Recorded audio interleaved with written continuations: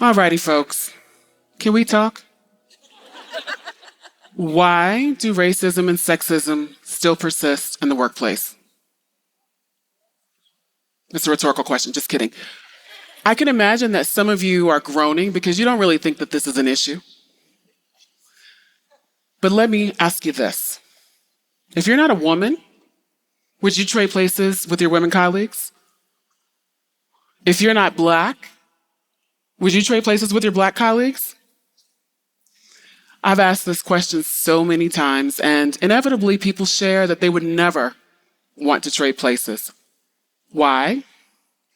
Because deep down they know, and I think that many of you know, that we've yet to eradicate racism and sexism in the workplace. I know this because I've worked with leaders and they have been panicking because they have no idea how to talk to their employees about headlines that raged like this in the summer of 2020. When that happened, my inbox blew up. Leaders were completely panicked. They were afraid. They were so afraid of being judged as racist or sexist, or as making mistakes and having those mistakes publicized. So what happened next? Leaders jumped in. They donated money. They posted Black squares. They gave speeches. That's a great start, right? Unfortunately, for many organizations, and for perhaps some of yours, that was the beginning, the middle, and the end. Those Black squares didn't become Black faces in those organizations. There was no widespread reduction in the inequities confronting Black people. That, my friends, is performative allyship, and it has to stop because it doesn't work. But don't worry, there's a better way forward, and it's called shared sisterhood. Shared sisterhood is a philosophy that I created and later developed with my co-author, Dr. Beth Livingston. Shared sisterhood focuses on collective action, where we actually work together to dismantle systemic inequities. We act, not just talk, not just post Black squares, but actually work together to address issues that have been plaguing our society for centuries. Shared sisterhood focuses on three things. Dig, which is about understanding yourself. Bridge, which is about connecting with others. And collective action, which is about dismantling systemic inequities. Now, one thing I really want to say here is that anyone, regardless of gender, can join shared sisterhood. So if you're not a woman, you're still on the hook, all right? So you can be a sister, and you can be a sister, and you can be a sister. Oprah style, okay? I really think it's important that we understand that. So what I want to do first is start and talk to you a little bit about dig. Dig is really about being honest with yourself and understanding why you believe what you believe. Let's personalize this. Did you grow up around people who were like you or who were different than you? You did? Everybody? Well, sometimes we think that we don't have biases when we actually do. And I have a story about a young man who I was talking to, and he really and truly believed that he didn't have any bias. So I probed a bit. He told me a little bit about his childhood. He said he was Irish. He grew up in a neighborhood that was residentially segregated. And you didn't venture outside of your neighborhood because if you did, you knew you might get into a fight. Italian, Black, Puerto Rican, Irish, they all fought. And this was a head tilt moment for me because I'm saying, wait a minute, are you sure that didn't affect how you see people from different racial backgrounds? Are you sure you don't have any racial bias? He looked at me, a light bulb went off, and he said, oh. Ladies and gentlemen, that man was deceiving himself. Don't laugh. I see you laughing. We're all masters of self-deception. And in social psychology, we call this self-confirmation bias. And that's where we construct stories about ourselves based on who we want to be not on who we actually are. That's what the man from the story did. And it's not uncommon. Do you ever deceive yourself about racism and sexism? Most of us do. Most of us do. For most of us, at least initially, we deny having any bias. But like I said earlier, biases are like birds. They're going to fly through your mind. Just don't let them nest there or crap all over you. Dig keeps you honest.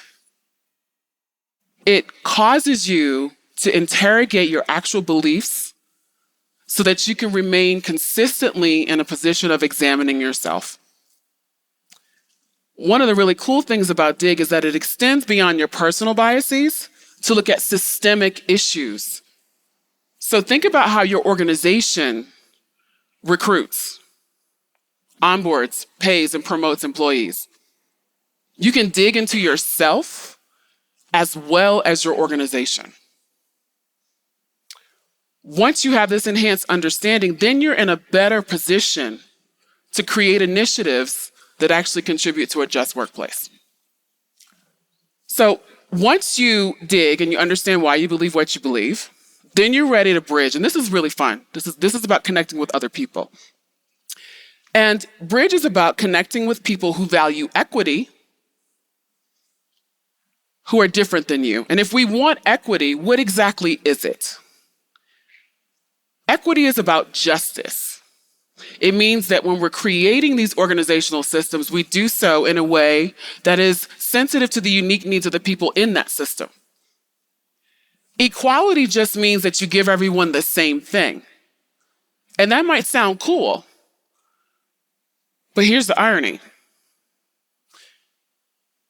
Equality can be unjust when you consider historical and contemporary inequities. And some of you are like, nah, that's not true. But let's think about the gender pay gap. Every company in the world could decide today to pay women and men equally. That would be a good idea?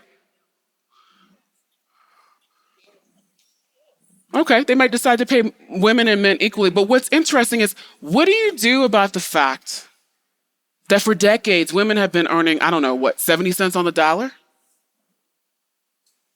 So equality now doesn't address the fact that there's so much catch-up time.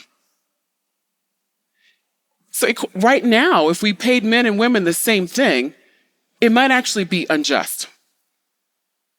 I really think it's important for us to say that. So now that we're ready to bridge, we understand what equity is, I want to provide you with one of the best examples of bridge that I have.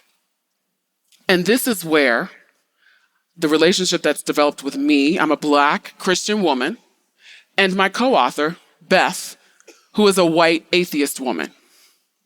So together, she and I have connected.